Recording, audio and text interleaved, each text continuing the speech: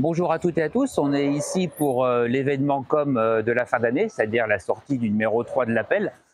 Alors on voulait le coller sur les panneaux de libre expression comme d'habitude et on s'est dit on va le faire aussi au centre-ville.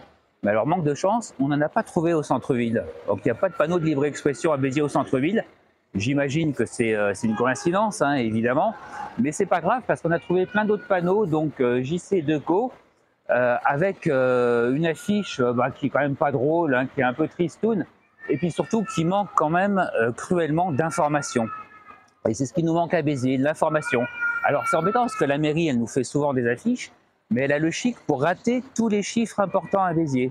J'avais déjà dû expliquer au maire, enfin rappeler au maire qu'on avait 52% d'enfants pauvres à Béziers, parce que ça, il n'en parle jamais.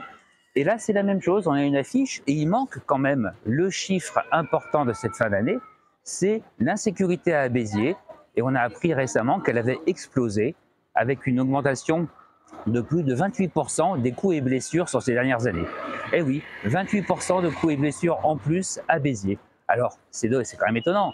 Le maire a l'habitude de communiquer très souvent sur le nombre de caméras, sur le nombre de policiers, mais le résultat de sa politique, il oublie d'en parler dans ses affiches. Alors, on va réparer ça. On va coller donc l'appel numéro 3, la vraie affiche des Biterrois.